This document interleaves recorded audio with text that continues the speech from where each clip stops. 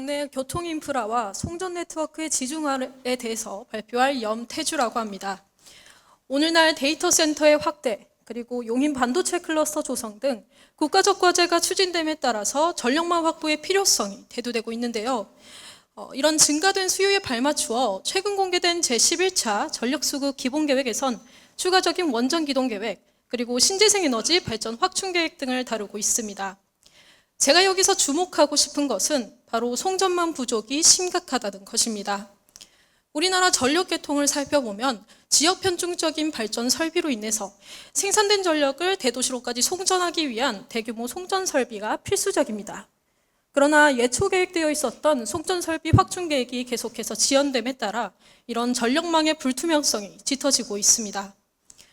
이와 같은 기조가 심화된다면 추후 발전 설비가 완공되더라도 정작 생산된 전력을 송전하지 못해서 대규모 정전 사태가 발발할 수 있고, 더 나아가 신규 발전 사업이 허가되지 않는 등 전반적인 비효율을 생산할 수 있습니다.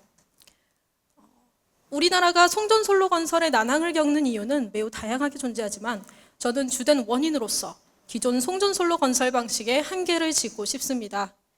우리나라 송전선은 대다수 철탑 형태의 가공 방식을 취하고 있는데요. 이 방식은 가격이 싸고 무게가 가볍다는 장점이 있지만 시설 부지의 가치가 하락하고 또 전자파 우려로 인해서 인근 주민들이 매우 낮은 사회적 수용력을 띠고 있다는 점에서 특히 한계점을 맞이하고 있다고 생각합니다. 실예로 2016년 한전이 추진 중에 있는 동해안과 수도권을 잇는 HVDC 건설 사업의 경우 사업 초기부터 인근 주민들의 강한 반발과 지자체의 비협조 등이 맞물리면서 계획된 바보다 66개월 이상 지연된 바 있습니다. 이외에도 신탕전과 북당진을 잇는 HVDC 건설 사업은 150개월 이상 지연되는 등 이 낮은 사회적 수용력으로 인해 비롯되는 문제점은 심화되고 있습니다. 자연재해와 같은 예상치 못한 변수까지 고려한다면 고전적인 철탑 형태에서 탈피하여 새로운 패러다임으로의 전환이 필요한 시기라고 생각합니다. 따라서 저는 실현 가능한 방안 중 하나로서 기존 도로 및 철도를 활용한 송전 네트워크의 지중화 제시하고자 합니다. 이 방식은 기존 도로 및 철도의 지하에 특고압 송전선을 깊게 매설해서 연결하는 방식으로 서해안 제2고속도로와 같은 신규 도로 건설 사업과 함께 시행할 수 있습니다. 또한 지중전선의 장점 중 하나인 동일 루트의 다회선이 가능하다는 장점을 살린다면 공동 구를 계획해서 전력 네트워크의 기점으로도 활용할 수 있습니다. 이 방식이 가지는 강력한 장점 4가지를 설명드리고자 합니다. 우선 첫 번째로 지중에서 약 8m 이상 깊게 매설하기 때문에 전자파 우려로부터 비교적 자유로울 수 있습니다.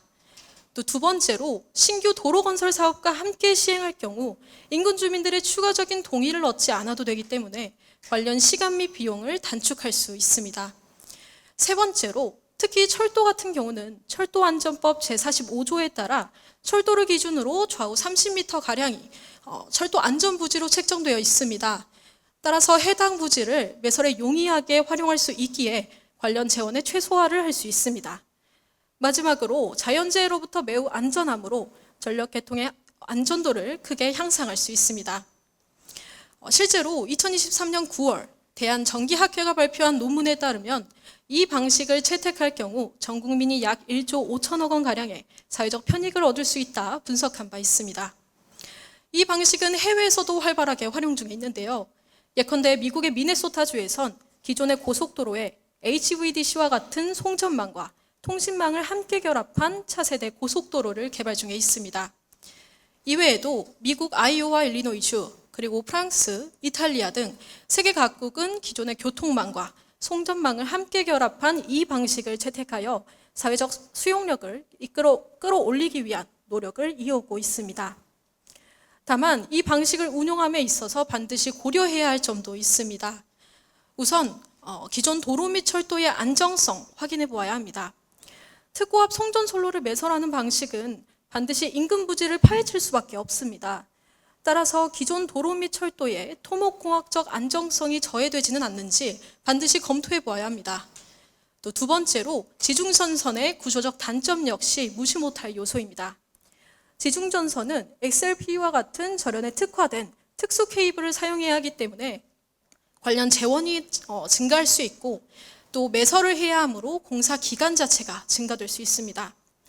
뿐만 아니라 구조적 장애로 인해서 송전 용량이 비교적 적어질 수 있고 한 번 매설을 하면 고장점의 발견 및 복구가 다소 곤란할 수 있습니다. 따라서 저는 전면적 시행 이전에 수요와 공급이 맞물리는 지점에 적절한 신규 도로 건설 사업을 활용하여서 시범적 시행을 함이 바람직하다라고 생각합니다.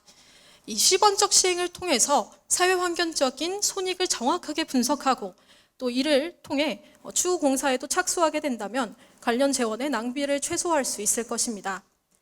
더하여서 최신 기기를 활용한 절연 시험 방식을 통해서 케이블 열화라든지 변압기 교체 주기 등을 사전에 판단하여 이를 착수할 수 있게 된다면 관련 지중화 기기의 사고 발생률을 현저히 낮출 수도 있을 것입니다.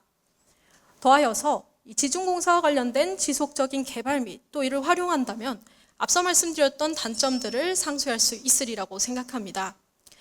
하지만 사실 이 모든 것들에 앞서서 가장 먼저 선행되어야 할 것은 관련 법률안의 제정과 또 기울어져 있는 전기세의 정상화 등을 통한 재원의 확보가 필요합니다. 따라서 전 국민과 정치계의 지속적인 지지 및 관심이 필요하다는 것 마지막으로 강조드리면서 이상으로 발표 마치도록 하겠습니다. 경청해 주셔서 감사합니다.